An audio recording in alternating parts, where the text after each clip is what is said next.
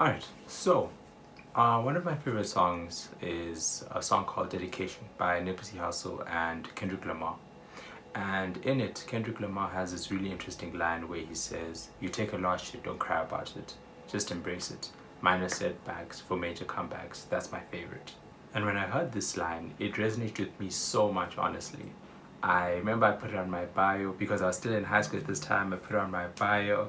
I was listening to this song, I was listening to the album Victory Lap constantly. In those lines, it felt like Kendrick verbalized those feelings of like wanting to prove people wrong, wanting to like, that feeling of feeling counted out. And obviously all of that mixed with like the emotional ups and downs of being a teenager in high school and everything. I think it made me it made this song and this line in particular resonate. And to labor this music point a bit longer, my favorite album of all time is The Incredible True Story by Logic, and I think it's a perfect album. Quite frankly, I think it's a perfect album, and I say that because that album feels like it was made for dreamers. And thinking back on it, songs like Fade Away, Intermission, Lord Willing, Never Been, all of these songs verbalize those feelings of feeling underrated, feeling let down, feeling the pressures of life, having to deal with failure, having to deal with your faith wavering in the face of so much turmoil and strife happening around you, and also dealing with your own, having to like pick yourself up and like encourage yourself to stay true to the vision. That album is like, there's so many emotional themes and beats that album like resonates with me so much. I bring up these two examples, but a very common thread or trope in media that has resonated with people for centuries is the concept of the comeback. How a character, a musician, an athlete, a team responds to adversity or failure is the one thing that we can all relate to intrinsically on some level. And to put a spotlight on men, I really wanted to engage with the concept of the comeback because, and more recently, the idealization of this concept, because I don't want it to distort our view of failure. Because songs, movies, TV shows, sports, all of these things glorify the comeback and the ability to bounce back from failure quite quickly. But I think that it's important for us to reassess our relationship with this concept, because we live in a culture that praises success and that promotes images of success or winning in ways that are very flashy and extravagant, and in ways that are not usually the norm. And while there's nothing wrong with success or someone finding success or winning, the frequency at which we are being fed a lot of these images of success, especially on social media, has distorted a lot of how young men view success and their experiences of it. Because when the bar for success becomes having so much money, becomes having a lot of maybe honestly sexual experiences, or having a lot of, it's always about this, having so much of a certain thing, so much of this or that. These images are distorting our relationship with success and also contentment on a very real level, and it's now moving it to these very shallow experiences or things that we attain. What happens, or what we don't usually speak about, is that these images often don't come with any context. That context is usually removed from all of these images. And so what young men are ingesting now is just these ideas and these beliefs that are very shallow at their core. And because of that, we are now seeing the way that not only are we viewing success, but how we view ourselves as men is changing. Now, if you don't have the physical things, the car, the house, the kids, or the job, or any of these things, that bar of success, and not only just those things, but usually those things at the most extreme level, your level of contentment is affected. You can't possibly tell yourself that you have achieved anything if you don't have the most or the best of the best, or these extremes. And I think that is having such a bad effect on so many people, and not only on ourselves but also in our relationships with other people, in our communities, with our partners, with our siblings, with our friends.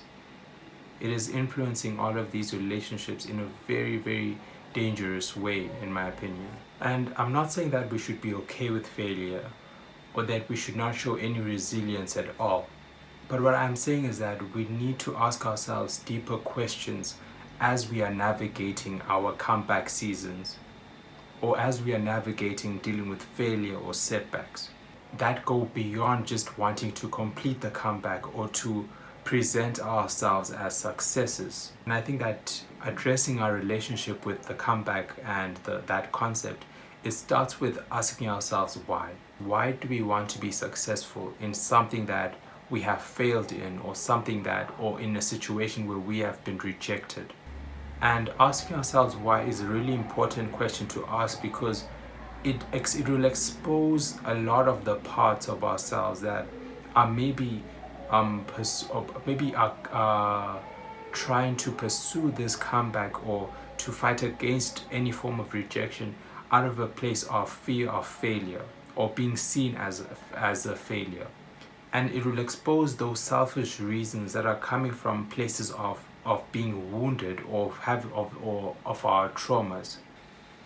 Because as men, it can be it's very easy to cover up our traumas and our wounds with success.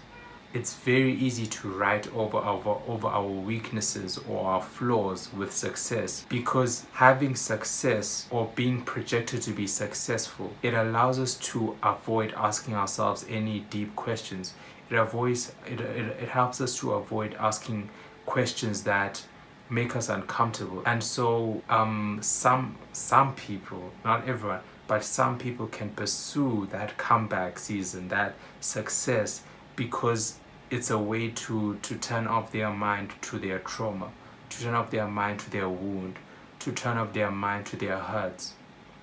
And so before, during, even after the seasons of like coming back and like feeling like, yeah, we did that, it's so important to constantly be checking in with ourselves and to keep asking ourselves, why are we doing this? Why does this align with our purpose? Why does this align with our vision?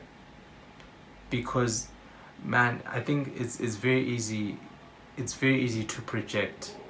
As a guy, it's very easy to project. It's very easy to cling on to a lie more than anything. It's very easy to cling on to a lie and like allow that to cover up the challenges, usually the emotional challenges that we're experiencing. It's very easy as a man to kind of like, to, instead of dealing with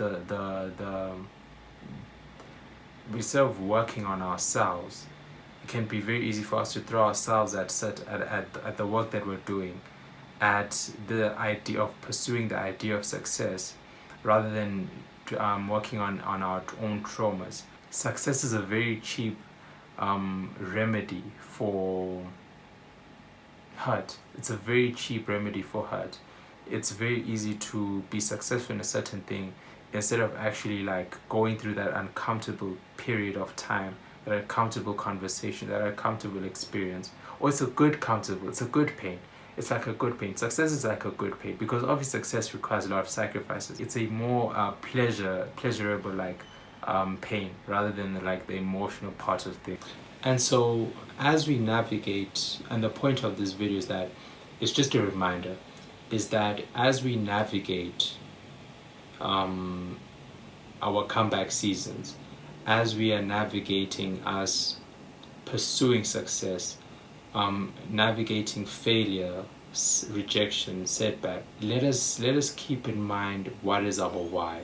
Keep asking yourselves why am I doing this? And oftentimes it's going beyond like that first like wall of like, I'm doing this because I want to be successful.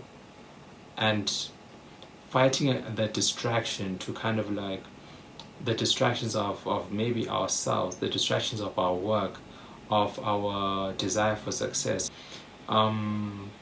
So yeah, that's honestly what I wanted to just say, just quickly speak about, and to just something to think about, and to remember that in as much as our vision is so important, the fact that we are human beings, and the fact that there's so much going on in our head that we don't know. There's so many of our behaviors, there's so many things that are influencing our behaviors, or that is informing our behaviors, that honestly we do not know. And so that makes this question even more important, of why am I doing this? And because God has placed in each of us a vision, a really good vision. God has placed in us a really good story. God has blessed us with so many beautiful things. And it's very easy to distort that, or to pervert it in so many different ways, because we're human beings. We're human beings at the end of the day, and our and the emotional part of things, and how that influences our mind, can easily veer us out of off our course very easily, where we can start pursuing different things very quickly, very easily, or our eyes can flicker away, because of our traumas, because of our wounds.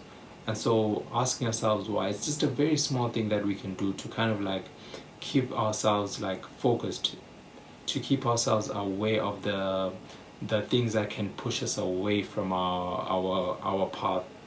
And so yeah, man, I think that I just wanted to encourage like each and every one of you, as you're pursuing whatever season of life you're in, if you're in success, if you are currently going through failure, if you're trying to come back from something, or if you know, all of these different things, just keep asking yourselves why. Keep asking yourselves, you know, what is your keep going back to the foundation.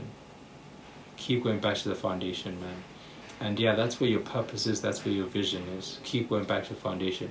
And the foundation obviously comes from God, and what He has designed and blessed you with, and the visions that He has put in your heart, in your mind, and on your tongue. So just keep that in mind, man. Keep that in mind.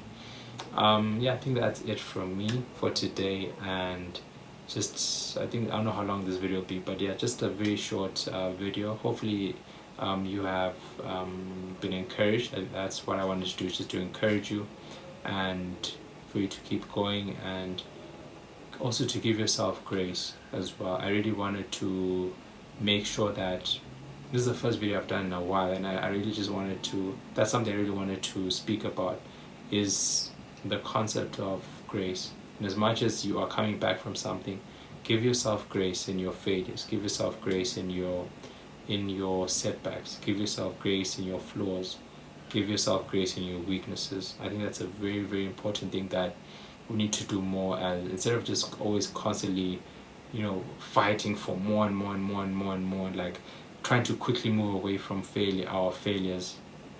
Give yourself a chance to extend grace to yourselves. You know, that's such an important thing that I feel like is overlooked a lot of times. Yeah, thank you very much. I've missed you guys so much. This is the first video in a month. I'm very, very excited to be back. I'm very excited to like be back on this motherfucking channel. I missed you guys so much. I'm very excited for all of the videos that we're going to do, all of the concepts, all of the topics that we're going to do. Yeah, I've been so excited to get back to this, and I can't wait to just keep meeting with you guys every Monday. That's gonna be really cool. Yeah, as always, keep pushing, man. I love you guys very much, and I will see you guys somewhere, somehow, on one of these channels, and most probably I'll see you guys next week, Monday, back here on Dear Brothers. Or if you want to see more of me, you can always catch me on Seeds of the Cross tomorrow. Just search Seeds of the Cross wherever, and you'll find me there tomorrow on Tuesday. Alright, thank you guys so much. Peace.